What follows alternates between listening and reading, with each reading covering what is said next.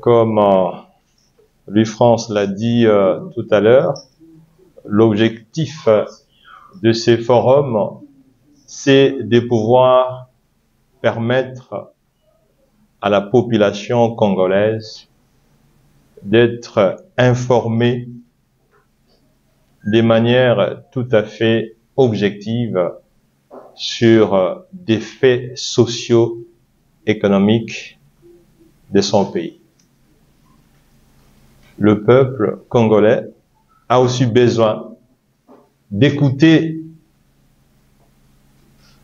un autre son des cloches, une voix dans laquelle le peuple se reconnaît. Voilà l'initiative du parti LGD, dans le but de permettre à tous ceux qui ont une voix à apporter, constructive, parce que l'opposition, contrairement à ce que les gens croient, l'opposition, c'est de la construction. L'opposition, c'est l'amélioration. L'opposition, c'est le fait jaune, avertir les autres. Les grandes démocraties, elles sont fondées sur une opposition forte. L'opposition construit, le débat construit. Voilà, chers amis de la presse, vous qui êtes le porte-voix des sans-voix, nous avons pensé qu'il était utile de vous associer à cette démarche qui se veut spirituellement républicaine, philosophiquement républicaine. Un peuple qui ne s'exprime pas, un peuple qui ne sait plus s'entendre, c'est un peuple qui se meurt. Voilà pourquoi nous sommes avec vous pour lancer ce processus, un processus lancé par le LGD, mais un processus qui appartient à l'ensemble du peuple. Voilà pourquoi nous avons dénommé la voix du peuple. Tous ceux qui voudront, journalistes, membres des organisations non gouvernementales, de professeurs d'université, de chercheurs, toute personne ayant une initiative pour pouvoir porter sa voix. Louis-France, il est le bienvenu. Jean-Pierre, il est le bienvenu. Parce que le débat constitue une voie du progrès. Vous avez entendu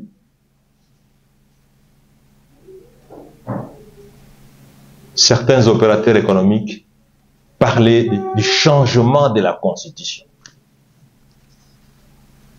Pour permettre au peuple d'entendre aussi un autre son des cloches, nous avons pensé que cette première édition de la voix du peuple puisse principalement se consacrer sur la révision de la Constitution. Vous avez entendu certainement un opérateur politique de l'UDPS parler de la révision de la Constitution. Ça a été dit, vous le savez, on veut changer le mandat, passer de 5 ans à plus. Un appel officiel de l'UDPS. Officiel. On veut changer de mandat. Est-ce normal quand un grand pays comme la France a changé de mandat pour passer de 7 ans à 5 ans? Comment nous pouvons imaginer naviguer à contre-courant de l'ensemble du monde? Le monde entier estime que 7 ans, c'est trop. Mais aujourd'hui, nous avons un parti, l'UDPS, qui réclame d'allonger les mandats.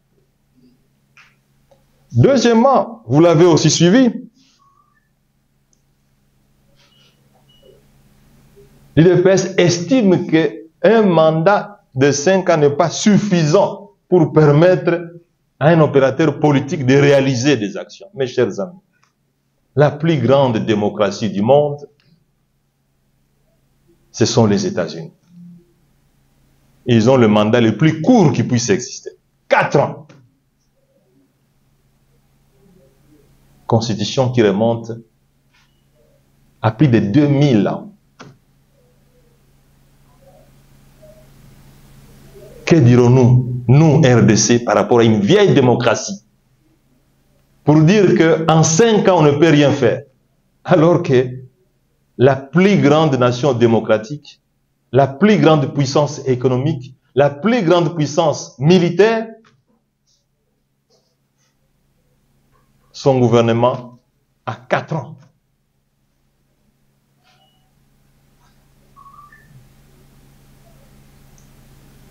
Et cela ne suffit pas. Vous avez même certaines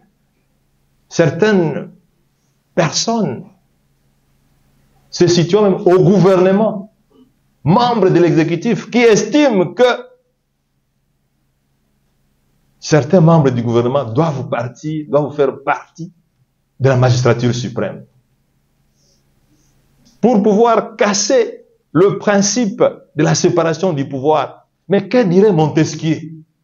Que dirait Montesquieu dans sa tombe si quelqu'un qui a fait le droit peut dire dans la magistrature suprême, il faut que le membre l'exécute. C'est-à-dire la séparation des pouvoirs qui est consacrée même par la constitution congolaise. Mes chers amis, mesdames et messieurs de la presse, sommes-nous un pays à part ou sommes-nous un pays sur cette planète? Parce que chaque fois que nous voulons faire quelque chose, nous devons nous poser des questions. Êtes-nous ensemble avec les autres peuples ou bien sommes-nous uniques? Montesquieu, c'était un homme normal. Montesquieu n'était pas un extraterrestre. Chers amis de la presse, est-ce qu'on peut changer de la Constitution? Revenons à la même Constitution. L'article 219 dit qu'on ne peut pas changer la Constitution lorsqu'on est dans l'état de guerre, lorsqu'on est dans l'état de siège, lorsqu'on est en état d'urgence, ou lorsque l'Assemblée nationale, le Sénat sont dans une situation d'empêchement. Pendant de longues années, y compris moi-même ici, nous avons demandé que l'état de siège soit levé. Personne ne nous écoutait. Curieusement, aujourd'hui, on commence à voir déjà, oh, il faut lever l'état de siège. En réalité, c'est pour permettre le changement de la Constitution. Mais, même si on enlevait l'état de siège, on va arrêter la guerre. Parce que la guerre, tout le monde dit qu'on est en guerre, non? Même si, juridiquement, on n'a jamais déclaré l'état de guerre. Mais vous avez tous entendu les responsables du pays parler que nous sommes en guerre. Qu'est-ce que c'est l'état de guerre? La définition de l'état de guerre. C'est lorsque un pays est en conflit armé avec un autre pays. Voilà l'état de guerre. Selon ce que nous entendons du gouvernement. Tout le monde le sait. Ça s'est dit. Vous, les hommes et les femmes de la presse, vous le dites que nous sommes agressés. Non, nous sommes en état de guerre. Comment? Même si cela n'est pas coulé en termes de texte. Mais l'état de guerre, ce n'est pas seulement un texte, l'état de guerre, c'est aussi une réalité.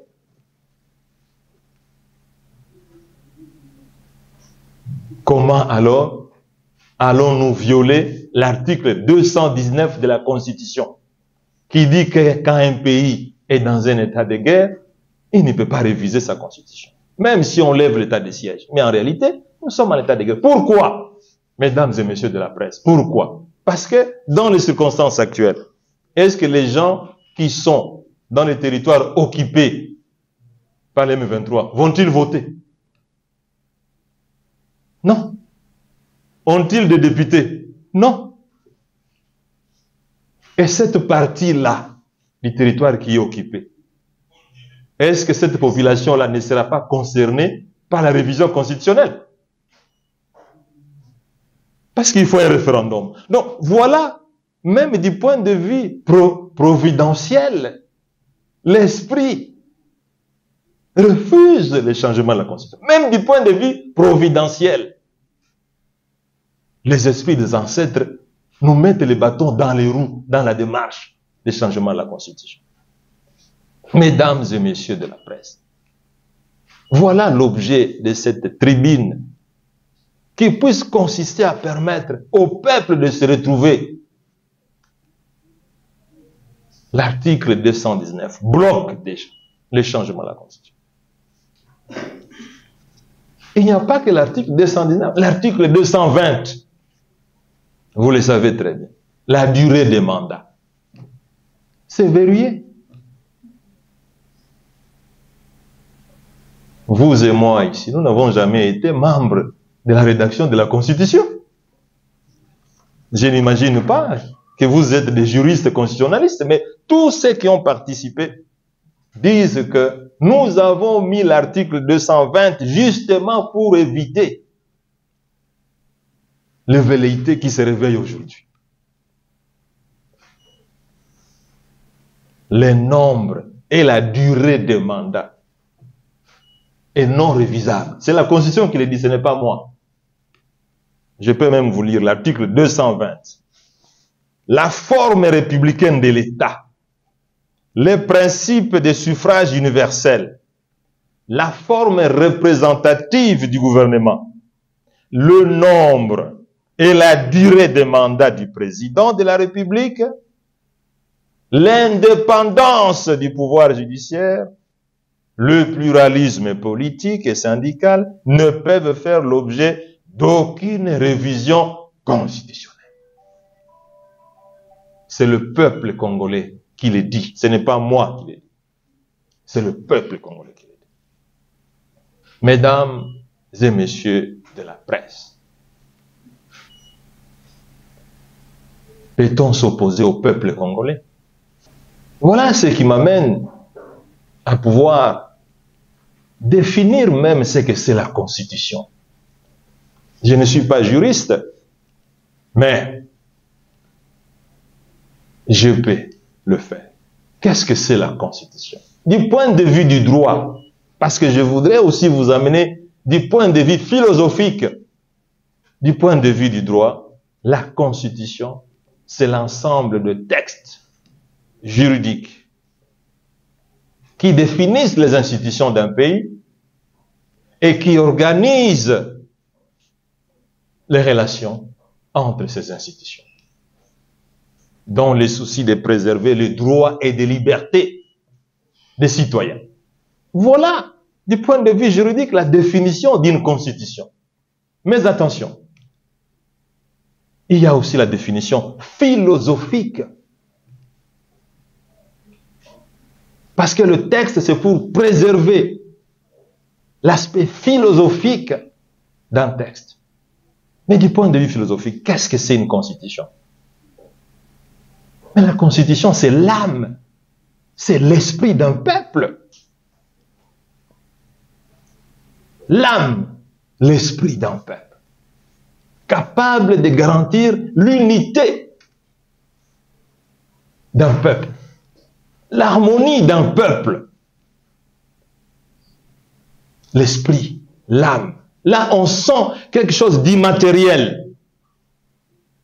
La reconnaissance d'un peuple. Dans un texte, dans des écrits.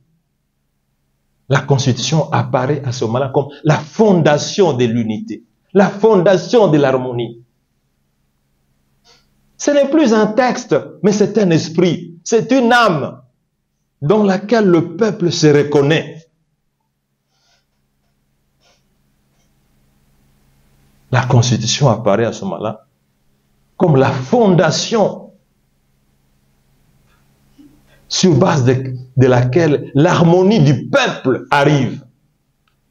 La prospérité du peuple apparaît.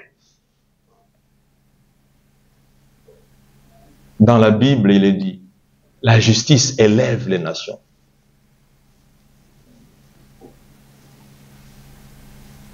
La Constitution, du point de vue philosophique, apparaît à ce moment-là comme l'institution du bien, l'institution du beau, l'institution de la bonté, l'institution de l'ordre, l'institution de l'harmonie. Donc, au-delà, mes chers amis, de textes qui sont écrits dans un document, mesdames et messieurs de la presse, la Constitution a une valeur spirituelle. Dans la mesure où elle permet de consolider le parti pour en faire une unité. Voilà pourquoi je parlais de l'âme, de l'esprit d'un peuple.